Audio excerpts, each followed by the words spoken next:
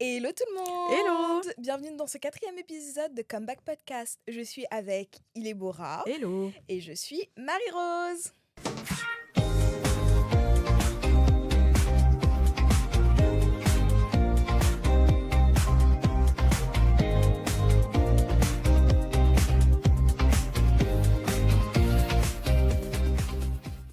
Et donc bienvenue dans ce nouvel épisode où on va parler, comme d'habitude, de K-pop, mais Exactement. plus exactement, alors je vous en prie, ne fuyez pas, promis, c'est pas le sujet principal, mais ça va être on va dire un grand point de départ.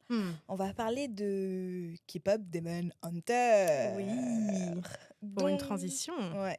Donc on va parler de qu'est-ce que la K-pop avec quand un groupe virtuel devient aussi populaire, Mm. et sachant que ça ne rentre pas vraiment dans les clous de ce qu'on appelle un groupe virtuel. Donc Ouais. un groupe virtuel, c'est un groupe où les membres sont générés par IA ou faits en modélisation 3D. Comme le groupe Plave, par exemple. Ouais. Donc pour le coup, on va un peu en parler. On va parler de la popularité fulgurante de Huntrix, donc le groupe de K-pop qui est dans le film. Exactement. Parce que moi, en Corée, j'ai vu des trucs un peu... Je me suis dit, j'ai fait... Ah, ok. Donc comme ça. Ok, Tu intéressant. nous teases là, tu nous teases. Ouais, je vous tease un peu. Tu aimes bien les chiffres, donc je sais pas si tu as des chiffres en tête, parce que sinon moi je les ai, mais on va parler un peu de... Ouais, on va faire un peu un petit point, on va peut-être présenter le film pour ceux qui, carrément. par miracle, ne l'auraient pas vu. Donc en soi, K-pop Demon Hunter, c'est un film qui est sorti sur Netflix l'année dernière, qui est une production de Sony, si je dis pas de bêtises, pour l'animation.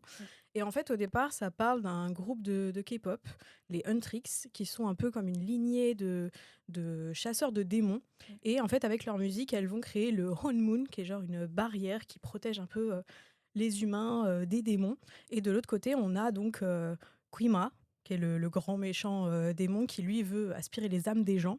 Et on suit un petit peu l'histoire donc, de Huntrix, qui continue à essayer de propager le Honmun, et de Jinwoo, qui est un démon qui, lui, il a un background, tu vois. Il a un est un peu background, dark. il est un peu dark.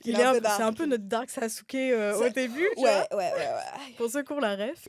Jinwoo, qui lui va avoir l'idée de créer un groupe de K-pop de garçons composés que de démons, les Saja Boys, pour essayer de contrer les Huntrix. Voilà. Donc on suit un peu leur histoire, comment ça se passe. Et bon, est-ce qu'on spoil ou pas? Je pense que je spoilerai pas.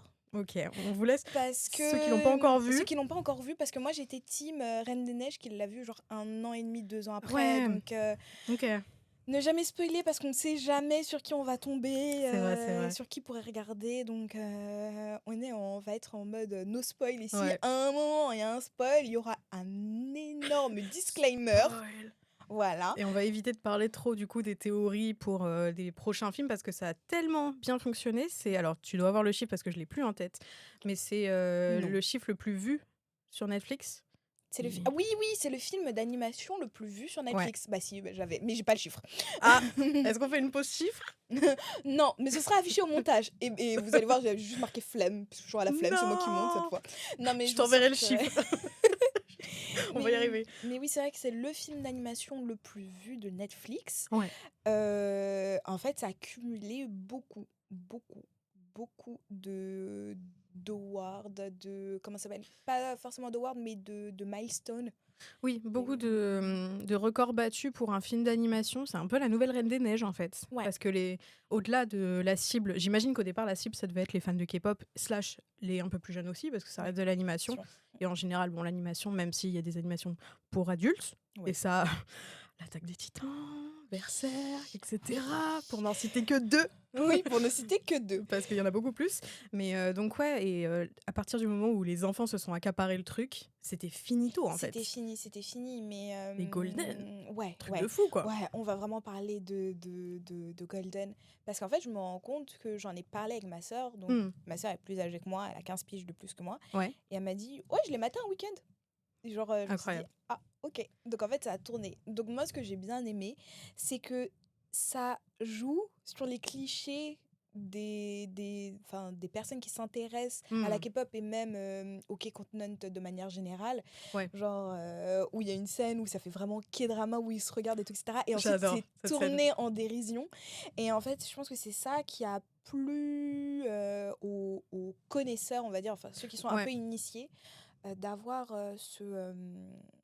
c'est ref. ouais, ces refs et que ce soit déjoué, que ce soit pas premier degré et tout, Ouais. etc. Et je pense que ça a plu à beaucoup de gens. Parce qu'en plus, c'est une bonne introduction. Je m'étais fait la réflexion parce que, pareil, j'ai aussi une sœur qui a 15 ans de plus que moi, vraiment pareil. Mhm. Elle a des enfants et c'est eux qui l'ont vraiment incité à faire ça, même si moi, j'ai ma petite propagande en parallèle, mais ça fonctionne pas très bien pour elle. En tout cas, je me suis dit que c'était une bonne introduction à tout l'univers de la K-pop, etc. Même s'il y a 2-3 trucs qui sont irréels, genre, je pense au fan meeting.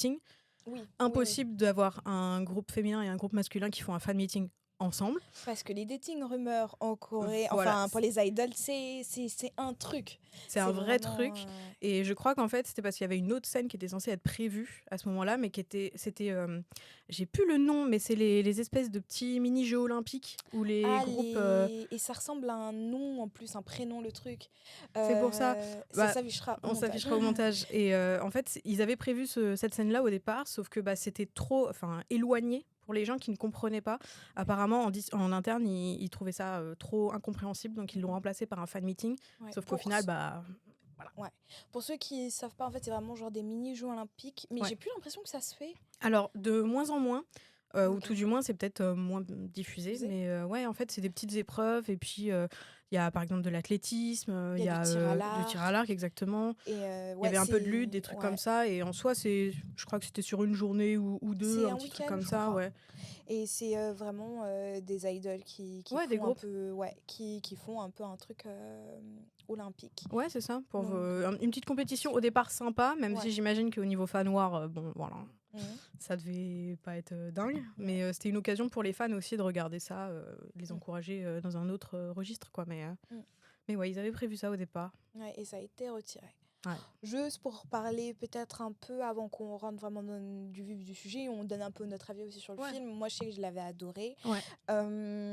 mais j'en ai parlé avec une de mes amies et on est toutes les deux d'accord, c'est que le rythme du film sur la fin, en fait surtout la relation entre deux personnages dont je tairai le nom, enfin même si c'est logique Ouais. de qui c'est, a été un peu précipité. Je pense que c'était pas pour moi, de mon point de vue, Ouais. mais je comprends que elle l'ait pas vu comme ça. C'est que ça n'a pas été, ça a été précipité vraiment dans la chronologie du film, Hmm. plus que dans, je pense, la chronologie de l'histoire réelle dedans. En fait, je pense qu'ils ont vraiment accéléré pas mal de choses parce que, comme on le mentionnait un peu plus tôt, Hmm. c'est un film de base un peu quand même prévu pour les enfants ou plutôt Un jeune public. voilà, un public un peu plus jeune. Et donc, on évite quand même de faire des films trop longs parce que l'attention, Ouais. bon, c'est un peu truc. Et je pense qu'il y a cette partie-là a été un Raccourci. peu trop accélérée, raccourcie. Mm. Et de ce que j'avais compris, il y avait plusieurs scènes, dont des scènes très importantes qui avaient été coupées au montage. Enfin, Ouais. pas coupées au montage, mais directement, directement Évincé, retirées. ouais. Retirées Donc ouais, effectivement, bah, il y avait déjà pour le problème d'attention, ils ont dû réduire. Et puis c'est surtout que en fait, le film était censé durer beaucoup plus longtemps. oui. Donc je crois qu'il y avait une scène avec la mère de Rumi. Je vais pas, Oui, je vais pas c'était ça. spoiler plus, mais notamment ce genre de scène-là qui aurait été sympa en vrai, mais qui ont été évincées. Après, je sais pas s'il y a des chansons carrément qui ont été Je pense retirées, qu'il y a mais des chansons peut-être. qui ont été retirées quand même, Sont parce passées que à la trappe, ouais. c'est toujours le cas dans les Dans les films d'animation. dans les films d'animation, surtout il y a de la chanson, Mm. des chansons qui sautent. Mais ça laisse la place à un film numéro 2 qui n'était pas prévu, mais le film a tellement fait un carton qu'ils ont Ouais. prévu une suite. Donc il y a eu au début une discussion de si ils allaient faire une série ou un film, et Ouais. résultat ils ont prévu 2 films si je me trompe pas. Ouais, il y aura au moins 3 films au Ouais, global. en tout, ouais. Pour l'instant, c'est ce qu'on a comme info. Et ouais, le film a vraiment cartonné, tout le monde en parlait. Et il y a une chanson que vous avez dû tous entendre qui était le nouveau libéré délivré. Donc c'est Ah pour ça ouais. qu'on faisait le parallèle avec la Reine des Neiges. Ouais. C'est que la chanson était partout.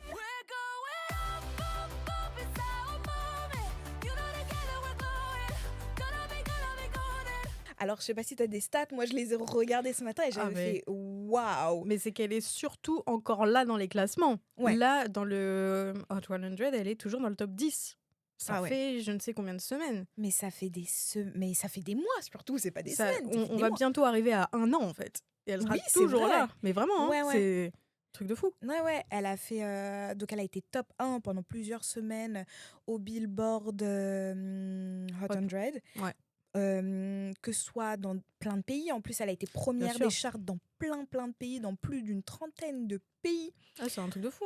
Hein. Pour vous donner aussi un ordre d'idée, la chanson a été classée, a été gold, Ouais. platinum, et pour le coup, seulement en France, elle est passée diamant carrément. Ah ouais. Ah non, ça c'est fou parce que j'ai pas trop les stats par rapport aux autres chansons de films d'animation, mais pour moi, effectivement, on n'avait pas vu un truc comme ça depuis La Reine des Neiges. Hein. Ouais. Bah, Donc c'est oui, vrai c'est ça. que là, truc de fou quoi. Ouais, donc une chanson qui cartonne, un groupe qui est lié à cette chanson qui cartonne, et bah ils empochent plusieurs prix, dont les Grammy et les Oscars. Ah ouais, non, c'est un truc de zinzin. Hein.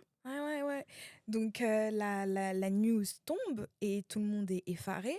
Alors je ne sais pas si la Reine des Neiges en a eu. Je crois qu'elle a eu un gros prix. Sûrement. Je crois, mais je suis sûre, mais je ne sais pas lequel. Je dis je suis sûre, je vais voir l'info, il y a marqué non. Non. Mais oui, vraiment, ça a été vraiment impressionnant. Donc ils ont gagné un prix pour cette chanson. Ouais. Et en fait, ça a soulevé la question, enfin on en avait déjà parlé en off, mais là ça avait confirmé de qu'est-ce qu'un groupe de K-pop? Parce que Untrix est certes un groupe de K-pop, mais fictif, dans une fiction qui n'a pas vocation à sortir de cette fiction. Ouais. Mais vu que le film a été tellement populaire, il commence à avoir un empiètement sur la réalité, et ça a soulevé plein de questions sur qu'est-ce qu'un groupe de K-pop et qu'est-ce qu'un groupe de K-pop virtuel, parce que comme tu disais, il y a des groupes qui existent de K-pop, et déjà ça cartonne moins.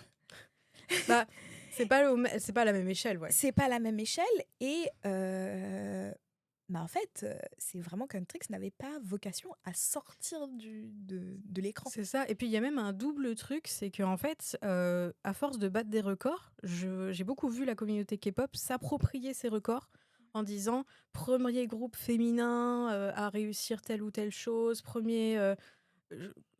à chaque fois, c'était vraiment des records de groupes réels, entre guillemets, qui étaient battus par un groupe fictif. Et j'ai vu beaucoup de gens qui vraiment l'associaient comme un groupe réel. Sauf que là, on a vraiment un énorme débat, parce que au-delà même du fait que ce soit un groupe qui n'ait pas vocation à sortir, etc., du cadre du film, c'est aussi que c'est un film qui a été adapté en plusieurs langues. Donc Untrix, c'est à la fois les 3 groupes dans la version originale en anglais / coréen pour quelques petits bouts de la chanson, mais toutes les versions, les versions françaises, les versions anglaises, espagnoles, anglaise, c'est oui. déjà elle. Je me suis perdue. Espagnol, russe, japonaise, voilà. Toutes ces personnes-là sont aussi Untrix. Oui. Elles prêtent leur voix, ce sont les comédiens de doublage ou les chanteuses en fonction. Oui, à chaque fois, c'est eux aussi qui font le groupe. Donc dans ces cas-là, il y a un double débat de est-ce que déjà c'est un groupe de K-pop ? Est-ce qu'on le considère vraiment ? Et même, quand bien même ce serait un groupe de K-pop, qui est ce groupe en fait ? Est-ce que c'est les chanteuses ou est-ce que c'est les personnages ? Mais dans ces cas-là, si on considère les chanteuses pour le côté réel, est-ce que du coup tous les doubleurs aussi sont Untrix ? Bah oui, parce qu'on notera, et je pense qu'il n'y a pas beaucoup de gens qui le savent, ou alors je sais que c'est vraiment un truc très secondaire, parce que je vois que je parle du film, il y a très peu de gens qui le savent, c'est que les doubleurs des 3 personnages principaux, des 3 personnages féminins principaux, ne sont pas les mêmes que les voix chantées. C'est 2 voix différentes. Et donc, la question, c'est si on prend le personnage en lui-même, bah, on valorise qui? La doubleuse de base ou la double chanteuse? Mais Bah, la c'est ça. double chanteuse, c'est la double chanteuse de quel pays et tout, etc. Donc ça veut dire que Huntrix, si on part sur le côté de réappropriation, et ce que tu disais sur les gens, ça voudrait dire que Huntrix, Ouais. anglais, Oui, seulement. serait Le trio de chanteuses. ouais, le vrai trio de chanteuses et les autres se font évincer, mais Bah, c'est un peu étrange parce que dans la musique, je n'ai pas de cas ou d'exemple avec des gens qui, par exemple, sortent des chansons en anglais et puis il y a des gens qui traduisent et qui se sont promus en tant que ce groupe-là, mais dans une autre langue. ah ouais. Ça ne se fait pas. C'est Oui, direct du plagiat ou ce genre de choses, quoi. oui, Donc, oui. c'est une vraie question qui se pose parce que on sort du cadre fictif Mm, pour mm. certaines choses et on voit qu'il y a une limite à mettre, quoi. Elle se pose parce que ça veut dire que qui est Huntrix? Vous, dans les commentaires, Dites-le vous, nous. qui est Huntrix? Parce que soit on les considère vraiment fictifs, Ouais. des personnages fictifs qui sont sortis du réel, et dans ce cas, on les compte comme un groupe de K-pop virtuel. Mm. Mais donc ça voudrait dire qu'il faudrait fixer les voix et donc être vraiment carré sur le fait que ce sont les chanteuses de la version anglaise Ouais. qui deviennent vraiment Huntrix. Mais ça voudrait dire surtout que ça devrait être Huntrix qui performe et non les personnes qui sont derrière. C'est ça. Parce que pour les groupes virtuels, c'est vraiment des avatars virtuels qui performent et tout, etc. Exactement. Alors que là, ce sont les voix. Ouais. Enfin, les voix. Les chanteuses. Oui, les chanteuses. Les voix chanteuses, j'allais dire. les chanteuses qui performent. Donc, en Ouais. fait, ça fait que même si on accepte ce concept que Huntrix est un groupe virtuel et qu'on les sort de la réalité, il y a cette frontière qui reste là. Et en fait, je trouve que ça démontre juste que que le succès a été tellement grand qu'ils ont voulu surfer sur une vague économique. Ouais. Parce que ils n'avaient pas prévu que le groupe fonctionne, Que le film fonctionne aussi bien, que le groupe fictif devienne aussi populaire. Et en fait, ils se sont dit, bingo, on a une petite poule aux œufs d'or. Oui. Venez, on le prend et on l'extrait. Et résultat, ça a été mal amené. Et je pense que c'est ça qui pose le plus problème, c'est de vouloir se revendiquer dans un groupe, comme un groupe virtuel, alors qu'il n'y a pas eu de prep, on va dire, dessus. Rien n'a été préparé. Et en fait, on lui a juste mis but comme blanc. Ça ne veut rien dire, mais vous avez compris. C'est les expressions de Marie-Rose. Mais ça nous a été posé comme ça. Et ensuite, c'était en mode, faut que vous l'acceptiez, c'est un groupe virtuel, mais fait avec des gens réels. Et non, t'es là, mais oui, mais virtuel avec des gens réels, attendez. Ça, en fait, c'est qu'il y a trop d'éléments qui se mélangent. Et là où je pense où ça peut poser problème, c'est s'ils décident de créer un album. Un vrai album Huntrix avec d'autres chansons, etc. Là, je pense que ça poserait problème. Parce qu'en soi, c'est des OST qui viennent du film d'animation et qui sont pas voués à être vraiment... sauf s'ils veulent faire une compile après avoir sorti deux autres films et qu'ils font un espèce de gros album OST, machin, tout ça. Mais s'ils veulent promouvoir un album Huntrix sous un nom comme ça et qui ait plus aucun lien avec les films, ce serait encore une fois se diversifier. Et là, on verrait que la volonté, c'est vraiment de faire un groupe réel / avec des avatars, etc. Ouais. Mais c'est un sans précédent. On va voir un peu ce que ça peut donner, mais c'est vrai que on se pose des questions parce qu'au final, elles battent des records. Il y a des choses, on les considère parfois comme un vrai groupe réel, avec les mêmes exigences, etc. Sauf qu'au final, ça reste du doublage, quoi. Ça reste, il y a rien de moins bon ou autre, mais c'est vraiment une limite qu'on sait pas trop définir. Ouais. Et ça pose beaucoup de questions aussi sur la carrière des chanteuses en elles-mêmes. Oui. Parce que ça veut dire que maintenant, elles forment un vrai groupe. Et est-ce que ça veut dire que leur carrière est une carrière de groupe ou est-ce qu'elles vont continuer en solo? Mais si elles continuent en solo, est-ce que c'est pas être trop détaché de la... Enfin, ça risque de casser cette image Mm. qu'est Huntrix qui est unie parce que les voix derrière, sont pas unies.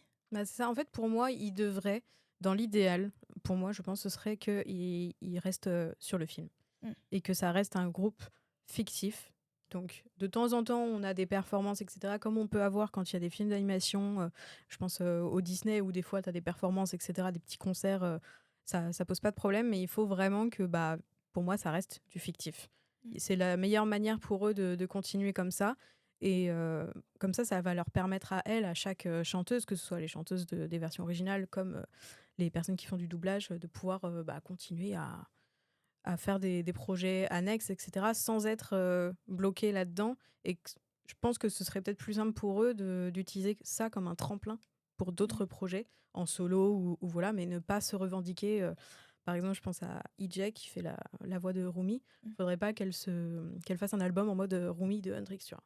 Ouais. Faudrait qu'elle se fasse si elle veut sortir un album, que ce soit EJ ou sous son nom propre à elle, quoi. Et la détacher un peu de ça, parce que sinon ils vont rester aussi dans la narration, parce que le problème c'est que artistiquement, si elles ont des choses à dire qui ne vont pas avec l'image que les gens se font du personnage, si elles veulent toucher des sujets un peu plus deep qui sont pas du tout adaptés aux enfants ou au jeune public, ça va vite artistiquement les bloquer aussi, quoi. Donc pour elles, je pense que ce serait le mieux, j'imagine. Après, potentiellement, on va avoir la naissance d'un groupe justement hybride où c'est pas des avatars mais des alter ego, par exemple. Comme ça leur permet de potentiellement faire leurs projets à côté propres à eux-mêmes et de faire des projets typiquement Huntrix. Ouais. Ce qui pourrait fonctionner. Pourquoi pas? Mais en vrai, moi, je pense que ça leur compliquerait plus les choses. Autant laisser le film tel qu'il est et ne pas trop en faire, parce que c'est ça le problème après, c'est que ça peut arriver avec les suites qui sont moins bonnes que les premières versions, etc. Et trop abuser d'un truc comme ça, ce serait dommage, je pense. Mais bon. Parce qu'on parlait des voix. Et en fait, il y a une des chansons du film, Take Down, qui a été, si je ne me trompe pas, enfin, je ne sais pas en fait si elle a été écrite pour elle, donc je ne vais pas dire des bêtises, mais qui est interprétée par Twice. Oui, il y a une version avec Twice, effectivement. Voilà. Et pour le coup, c'est pas genre juste une version, genre juste pour je sais pas, pour une bande-annonce et tout du film, donc elle est à la fin en crédit général. Voilà. Et elle est dans leur album de 2025, This is for me ou This is for you, quelque chose comme ça. Je rafficherai le truc en montage, toujours plus de taf. Toujours plus de taf. Et ouais, pareil, là c'est le truc de... En fait, même là, Huntrix, c'est quoi? Ça veut dire que Twice fait une cover? Ou alors est-ce que Twice c'est un peu Huntrix? Pour moi, Huntrix, je pense que ça restera les personnages, les 3 personnages du film. Mais c'est vrai qu'en plus, elles ont fait leur version. Je sais pas si c'est juste moi qui l'ai pas vue, mais elle est un peu passée à la trappe, j'ai l'impression. En termes de promotion, elle a été tellement... En fait, je pense que c'est parce que les chansons du film sous Huntrix ont tellement fait parler d'elle que leur version à elle, qui je pense au départ devait être pensée pour ramener des gens, etc. et faire booster un peu plus le film, au final, c'est l'inverse qui se passe. C'est le reste qui prend la part sur leur version à elle. Donc effectivement... c'est une cover, quoi. Oui, ça fait vraiment alors cover. Que en soi, alors que vraiment, c'était pas écrit pour elle, mais ça a été quand même... c'était pour elle, pour qu'elle puisse promouvoir le film en un sens. Et au final, ça n'aura même pas été nécessaire, quoi. Ça n'a pas du tout été nécessaire. Ça a peut-être un peu boosté, je pense, pour les fans de Twice. Mais je pense que c'était vraiment au tout début. Après, ça a volé de ses propres ailes très vite. C'est ça. Au début, il y en a beaucoup qui ne savent pas que Take Down a été un peu prévu. Que Twice était prévu de chanter dessus. Il faut rester jusqu'à la fin du film, quoi. Du film pour savoir, Parce que même quand tu t'écoutes quand tu regardes la bande-annonce, en fait, sur le coup, tu te dis pas c'est Twice. Non, parce que du coup, vu que t'as les personnages qui chantent, on les voit chanter dans les contenus, on se dit que c'est c'est directement les personnages. Donc vraiment, la place des doubleurs, la place des voix chantées, vraiment, c'est tout un gros Big Mac dans ce film. Un Big Mac. C'est pas comme ça qu'on dit. Un Mic Mac. Ouais, un Big Mac. Mais c'est un Big Mac. C'est un Il y a gros le Big pain, Mac, il y a là. la salade, il y a la sauce, il y a les cornichons, il y a le fromage. C'est un Big Mac. Il y a les frites avec ou Non, juste le Big Mac. tu fumes? Ah, ça va, j'ai pas sorti des expressions vocales. En plus, j'ai dit avec tellement d'assurance parce que j'étais persuadée que c'était comme ça qu'on le prononçait. Non, mais c'est comme le Coca Light, quoi. Oui, bah oui, le Coca Light. On passe du Coca Light, mais Du voilà. Coca Light. J'adore. Mais mais ouais. c'est aussi ce qui m'a fait tilter, c'est que quand ça reçoit les prix pour la meilleure chanson, est-ce que ça devrait pas être le directeur artistique musical, enfin, qui devrait récupérer le prix et pas les personnages, enfin, Bah oui. les doubleuses Huntrix? Et je me Vraie suis question, dit, ouais. je les vois et je fais, mais les filles, c'est génial pour vous, mais c'est peut-être pas à vous de le récupérer, enfin, je sais pas. Bah ouais, en soi, ça nous pose la question de la propriété intellectuelle. Qui est, enfin, Huntrix, c'est à qui ça appartient, quoi. Parce que elles ont prêté leur voix. Donc Oui. c'est clair que en termes d'interprétation artistique, etc., c'est elles qu'on va mettre sur le devant, ce qui est normal. Mais en soi, oui, les personnes qui ont designé les personnages, les personnes qui les ont animés, les personnes qui ont écrit les paroles, la production, le reste. Pour le coup, j'allais dire Rumi, mais AJ a participé au truc. Elle y a un peu participé. Donc en vrai, qui c'est qui a ramené le trophée, en fait? Oui, bah oui, ouais. Mais en fait, ça pose trop de questions. Vraiment, je pense que Huntrix, en eux-mêmes, sont vraiment... c'est vraiment le gros point d'interrogation sur... Bah ouais. Qui Ouais. Qui c'est qu'on considère comme Huntrix, quoi. Ouais. Parce qu'en fait, le film a tellement fait parler que les personnages sont devenus trop puissants, presque. Ouais. Ils ont vraiment Ils sont vraiment, tu les identifies sortis, très facilement.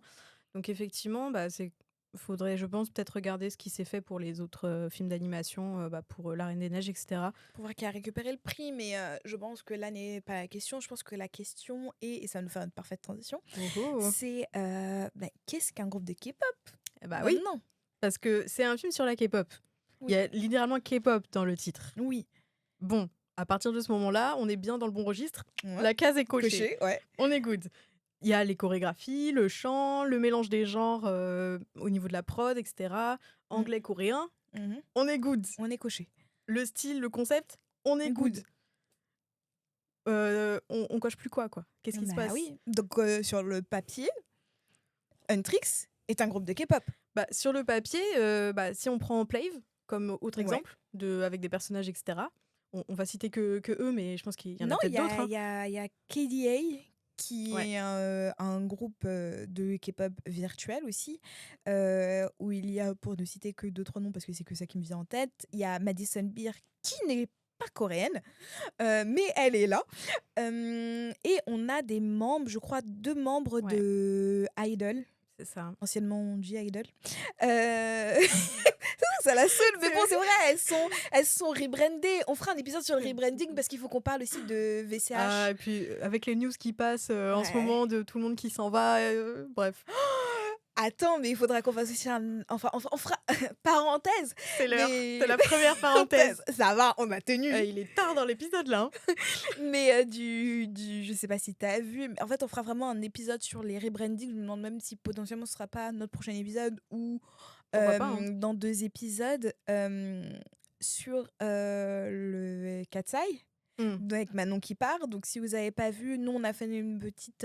on a sur Instagram et sur TikTok, donc n'hésitez pas à nous suivre, des rubriques un peu spéciales, enfin des formats un peu différents de notre podcast, parce qu'on ne fait pas que du podcast. On a le K-Zoom, qui est en fait des shorts exclusifs un peu sur des trucs reliés au K-Continent, K-Drama, explications de clips, des choses comme ça, K-Beauty, un peu tout. Et on a le K-Flash sur lequel on fait un petit point sur l'actualité des 2 dernières semaines. C'est des contenus comme le K-Zoom, hein. On en poste 2 par mois. Voilà. Toutes les 2 semaines. Voilà, donc n'hésitez pas à nous suivre sur les différents réseaux. Ça s'affiche dans le... Non, même pas juste ici, dans le petit i. Et ce sera en description. Donc n'hésitez pas à aller cliquer dessus, à aller checker pour regarder nos autres contenus. Mais effectivement, dans le premier K-Flash, on avait mentionné Manon qui faisait une pause. Une pause que pas tout le monde est sûr que ce soit une vraie pause. Bah là, bon... Voilà. J'ai vu qu'elle avait retiré le nom du groupe sur sa bio Insta, ouais, c'est ce que j'allais dire. Donc, je pense que ça pue un peu. Mais là, en quelques semaines, attendez, parce qu'il faut qu'on fasse un mini... Oui, on va faire quand même un mini. On continue notre parenthèse. C'est parenthèse suite. Mais la parenthèse est longue, quoi. C'est parenthèse et on a ouvert la petite parenthèse, vous savez, dedans. Là. Les petits crochets, là. Voilà. Petits crochets. Aïe, aïe, aïe. Bah oui, parce que du coup, on a donc Manon de Katsai qui s'en va. Enfin, qui s'en va, on n'est pas sûr. Ouais, mais ça a l'air d'eux. Il y a il y a des indices quand même. On peut penser ça, c'est... Voilà. On a Hee-sung de Enhypen, ouais. Qui s'en va. Ouais. Enhypen qui va faire une tournée qui va être en date en France en février 2027. Venez! Et réservez vos places quand ça sortira, parce que ce sera la guerre. Ça va être la guerre. Ça va être la guerre. J'ai pas eu mes places de là. J'ai eu le seum, donc là... Force. Je me batte. Mais en fait, j'ai jamais eu de chance avec des places de concert. Voilà. Moi non plus. Heureusement qu'on était une armée pour BTS, parce que sinon, j'étais... Les armées, être une armée? Quoi?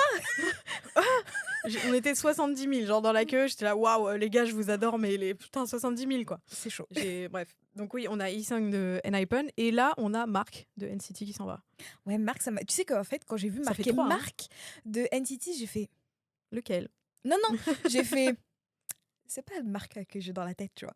Parce qu'il y a vraiment un membre que j'ai dans la tête, c'est Mark. Ok. Et ensuite, je me suis dit, c'est pas lui. Ça doit être quelqu'un d'une des subdivisions, parce que NCT, c'est 47 subdivisions. Ouais, ils sont plus de 30, je crois, voilà. en termes de membres. Donc, je me suis dit, c'est pas Mark. Après, je fais, vas-y, je fais ma curieuse. Mais je vous jure que si c'est Mark, je vais péter mon crâne. Et je regarde et je vois, Mark, et je vois sa tête et je suis, non, pas toi. Surtout que c'est le pilier, le boug était dans toutes les unités, quoi. Ouais, il charbonne. Enfin, franchement, ça va lui faire du bien d'avoir un peu de repos, je pense. Mais non. Un truc de fou. Donc, 3, on se demande si notre podcast n'est pas un petit peu maudit, parce que dès qu'on parle d'un groupe, il se passe un truc... Oui, c'est vrai qu'on a parce qu'on a parlé de NCT Dream dans notre K-Flash qui est sorti il y a une semaine quand vous voyez cet épisode. Et on disait que ça avait des allures d'adieu. Et tout ça pour que 2 jours après cette info, Mark décide de partir. Ou c'est comme le premier épisode, on a sorti le même classique, JYP. Et JYP qui step down de son rôle de PDG. Donc il quitte pas son groupe. Il est toujours là. Hein. Mais de toute façon, il sera toujours là. Il sera toujours là, accroché à un ramener, en train de tourbillonner. Au secours. Mais ouais, en fait, c'est vrai, j'ai l'impression qu'on est un peu... Attention à qui on parle. Hein. Ouais. Parce que là, franchement... c'est grave une... Ça fait flipper. Mais c'est grave une dinguerie. On est les rosés du truc. T'as pas la rêve? Non, j'ai pas la rêve. Tu sais, on disait que... Je crois que c'est rosé, hein, ça se trouve, je me trompe. Mais attention, les blinks... Mais en fait, à chaque fois qu'elle prend une photo avec un couple, le couple se sépare quelques mois après. J'ai cru voir ça. Oui. Il y avait pas... ça l'a pas fait, je crois, pour... je sais pas si c'était Bruno Mars ou... Il y a eu Katy Perry et Orlando Bloom. C'est vrai. Et après, il y a Justin Trudeau, maintenant, elle est. Katy Perry, j'ai vu. Le Premier ministre canadien. Je vous balance l'info, je l'ai vu hier, j'étais en mode... Hein? Ok, madame, step up so game, ok, politique. Katy Perry dans la politique. Hein. Pour nos amis du Canada, du Québec. Waouh. Vous avez Katy Perry dans votre team. Ça, si c'est pas beau. Et ça, c'est beau. Oh là là, les pièces jaunes avec Katy Perry, t'imagines du coup? L'équivalent, parce que nous, on a Brigitte. Je ne ferai pas de commentaire. voilà, non, parce qu'en même temps, ma tête elle est en train de réfléchir, parce que encore ce matin, j'ouvrais mon téléphone, et qu'est-ce que je vois? Premier truc sur mon TikTok, premier truc sur mon Instagram, c'est un algorithme. C'est un algorithme, ça veut dire qu'il faut que vous proposiez des trucs qui me correspondent. Publication d'Emmanuel Macron. 안녕 하십니까 여러분. Et il a mis Friends, la chanson de BTS. Ah bon? Oui, en musique de sa publication. Ah, j'ai pas écouté. C'est pas grave. J'ai pas écouté parce que j'ai fait pourquoi Macron? C'est pas grave. Bah, moi, quand j'ai vu Banton accroché à Macron, j'étais là. Bah, c'est gentil, mais ouais. Laissez Vimin tranquille. Vimin, parce que c'est Vi et Jimin qui chantent. J'étais là, non. Ouais, j'aimerais, ouais. C'était la publication, j'avais pas envie de spécialement voir. Après, je sais pourquoi elle était là, c'est parce que c'était Stray Kids, mais... Il y a des gens qui likaient et puis qui se sont rendus compte de ce qu'ils likaient après. Ils étaient là, Oui, moi aussi, au début, j'allais liker, j'ai fait, ah, trop bien, Stray Kids, tac, tac. Ensuite, j'ai vu marquer Macron, j'ai fait, pas dans cette économie. Non, pas dans la France de Macron. Pas dans la France à Macron. Non. La parenthèse, c'est pas long. Ah, mais là, c'est un épisode, quoi. C'est un lundi. Waouh, je sais même plus c'était quoi l'avant La parenthèse. transition, on parlait du coup des membres Ouais, on ferme qui parenthèse. partaient. Ouais, on essaye de raccrocher. Ah oui, on ferme le crochet de parler de tout ça. On en a fait 40 des crochets Non, aussi. non, on ferme le crochet où on parlait justement de je ne sais plus qui partait. Et ensuite, on parlait des disbands. Oui. Et de Manon Katsai. Voilà. Et c'était la limite K-pop. On parlait de qu'est-ce que c'est la K-pop et qu'un groupe de K-pop. Voilà, donc on ferme la parenthèse. On fera un épisode sur les disbands et tout, etc. On va peut-être attendre genre vers peut-être un peu plus longtemps. Ouais. Comme ça, on attend que les autres aussi ils se barrent. Wow. Si on a d'autres qui se barrent. Pour Halloween, genre. Parce que ça fait peur le disband. On parlera ouais. de disband et service militaire. Ouais, non, mais s'il te plaît. J'attends. Bah, autant tout mettre en une fois, tu vois. Non, mais j'attends le service militaire parce que je pense que quand Stray Kids va annoncer, comme ça calera un épisode dessus directement. Bah, s'il vous plaît, en octobre pour Halloween. Petite volonté S'il vous plaît, non. ici. Bah, S'il vous plaît, si ça doit arriver cette année. S'il vous plaît, non. Donc oui, fermons les crochets, les parenthèses et tout. Fermons. Et tout ça. Et reprenons sur qu'est-ce qu'un groupe de K-pop. Donc oui, parce que on a mentionné Manon parce qu'on pensait à Katsai et que sur le coup, est-ce que Katsai est un groupe de K-pop? Est-ce que c'est pas un groupe de K-pop? Est-ce que Plave ou KDA c'est des groupes de K-pop? En tout cas, ce qui est sûr, c'est que Plave et KDA, ce sont des groupes de K-pop mais virtuels. Ouais. Mais résultat, Untrick, ce serait potentiellement de la même trempe. Ouais. Parce qu'ils cochent exactement les mêmes cases. Quasiment toutes, ouais, c'est ça. Donc, la seule chose qui les différencie, c'est qu'en fait, pour Untrix, on a des versions dans plein de langues, quoi. Ouais. C'est la seule chose. Et peut-être le côté production au niveau du label. Après, je sais pas comment ça se passe pour KDA ou pour Plave. KDA, en plus, vu qu'il y a des membres qui sont déjà dans un autre groupe, ouais, c'est un peu particulier parce que du coup, c'est un rassemblement. C'est un peu comme les groupes que font SM. Ils adorent ça, eux. Prendre les plus grosses stars ou tout du moins les personnes qui sortent un peu du lot, les mélanger et en faire un super groupe pour essayer de battre des records ou je sais pas, enfin voilà quoi, c'est leur truc de faire des subunits dans tous les sens. Donc pour moi, KDA c'est un peu dans cette catégorie là, même si c'est voilà. Mais pour Plave, comment ça se passe en termes d'entraînement? Parce que enfin les avatars, est-ce que c'est une animation qui est faite avec une chorégraphie, mais du coup c'est juste les chorégraphes et les animateurs qui sont en lien, ou est-ce que c'est je sais pas de la motion capture? Donc les membres qui s'entraînent à la danse. La motion capture, je crois que c'est l'animation pure. Ouais, c'est l'animation pure. Ouais. Donc il y a pas de personne derrière. Tu vois, même pour les voix, genre je crois que les voix ne sont même pas créditées. Les voix originales. Non, parce qu'effectivement ils souhaitent rester anonymes eux. Ils veulent pas donner leur nom ni leur visage, etc. Et en soi, franchement, on smart. peut les comprendre. Ouais. Smart est vraiment parce que vu le monde que c'est compliqué. C'est un peu compliqué. Donc ils s'épargnent ça au moins. Mais ça prouve en fait que déjà il y a très peu de groupes qui font ça, qui existent. Et qu'en fait, la limite et les... Comment ça s'appelle ? En fait, on aime tous bien mettre des trucs dans des cases pour essayer de les comprendre. C'est notre truc, on aime bien ranger les choses, s'ordonner. Et qu'on comprend. Et malheureusement, comme il n'y a pas assez encore d'échantillons test, on peut pas encore bien faire un vrai protocole. Une petite bête benzène sur notre paillasse, là. Ouais, donc résultat, c'est un peu compliqué. Donc c'est peut-être aussi pour ça que on sait pas si on peut vraiment dire que Untrick c'est un groupe de K-pop. Il y a en fait ça soulève tellement de questions parce que si on regarde les autres groupes de manière générale, il n'y a pas grand-chose qui les différencie à part que elles sont en 3D et que les autres sont en 4D, on va dire. En animation. En 3D. Il y en a des pixels, quoi. Ouais. Il y a les pixels et il y a la chair. Mais en vrai, vas-y. Qu'est-ce qui, toi, fait que c'est un groupe de K-pop pour toi? Quels sont si on fait une petite liste? Hendrix? Non, mais de manière globale, pourquoi un groupe, c'est un groupe de K-pop, genre? Si tu devais faire une petite liste. Pour moi, un groupe de K-pop, la première chose qui me frappe toujours, c'est justement les chansons, présence de coréens. Et pour moi, ça, c'est le truc le plus important. Mais après, je vais donner d'autres éléments. C'est les chorégraphies. Pour moi, c'est vraiment genre le truc où tu sais que tu passes d'un artiste classique à un artiste de K-pop parce que les chorégraphies et les clips /clips sont tellement faits d'une manière originales et des fois pas originales d'une bonne façon parce que des fois c'est beaucoup trop bizarre. Mais il y a des trucs sombres. Il y a des trucs sombres. Orange Caramel, là, une boîte de thon, là. Ah oui, ouais, il y a des trucs sombres. Ouais, il y a des trucs sombres. Stray Kids où Félix se fait gifler par un poulet rôti. Enfin, il se mange un kick dans la tête par un poulet rôti.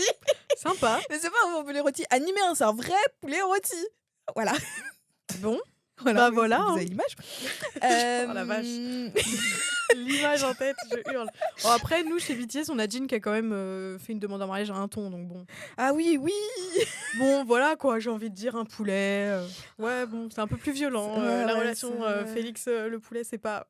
Ouais, parce qu'il lui a demandé s'il pouvait être son petit ami et puis le poulet a pas Ça, été le poulet a pas kiffé. il a pas kiffé le poulet. C'est lui le poulet en fait. Donc, oui, bah oui. Ouais, non, c'est compliqué. C'est compliqué. C'est un peu compliqué. Mais encore une parenthèse, hein, on en a ouvert une sans vous prévenir comme ça. Bam, on la balance. C'était pas une parenthèse, c'était un exemple. Ouais, ça bon, va. Ça a devenu... Voilà. Mais les clips très particuliers avec les chorégraphies très bien millimétrées au centuple. Le fait qu'il y ait des concepts et des eras. Ok. Après, ça va aussi pour les artistes américains. Souvent, on pense à Taylor Swift. N'est-ce pas? C'est pas une parenthèse, tu vois. Ça, on est bon. Non, mais parce qu'on a commencé à parler de poulet, tu vois. Ouais, oui, ça, on s'est perdu. Et donc, chorégraphie, chansons anglais-coréen, esthétisme. Principalement coréen, les chansons. Ok. Et comment ça s'appelle? L'esthétisme, le fait d'avoir une fandom. Ok. Basée, une fandom dans laquelle la partie coréenne prend une grosse place. Dans le sens où tourner le dernier concert, il sera toujours en Corée. Et le premier aussi. Le premier aussi. Le premier et le dernier. En fait, il y a une grosse place de la partie coréenne dans la fandom. Les lightsticks. Ouais. Et après, pour moi, c'est un peu tout.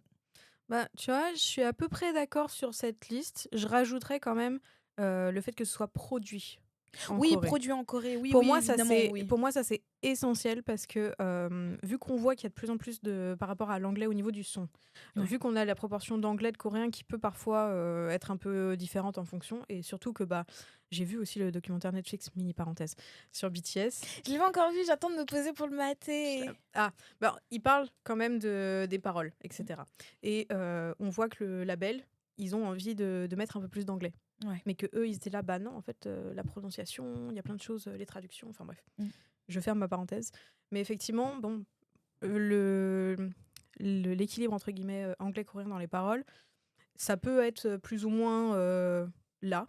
Parce que il y a des groupes qui sortent des chansons avec beaucoup plus d'anglais et très peu de mots en coréen, etc. Et c'est toujours de la K-pop. Donc pour moi, vraiment, c'est pour le son, la production en Corée. Oui, c'est vrai que c'est super important. Pour moi, c'est vraiment ça. En fait, c'est tellement logique pour moi que j'y ai pas pensé, tu vois, sur le coup. Mais pour moi, c'est vraiment un truc essentiel et le côté un peu mélange des genres. Ce qui fait l'ADN d'un son K-pop. Oui, c'est vrai qu'ils font beau, parce qu'on l'a beaucoup dans d'autres styles de musique, mais pour la K-pop, c'est vraiment ce truc où en fait t'as un bridge et puis t'as un refrain et puis en fait t'as un autre bridge, mais ça pourrait être un refrain. T'as des parties de la musique qui sont vraiment c'est ça qui fait que les gens sont en mode waouh, ok, qu'est-ce qu'on écoute. C'est une sonorité, une façon de travailler les rythmes totalement. Qui est innovante totalement, je sais pas, mais qui est innovante en tout cas, qui est propre à la Corée, à leur production.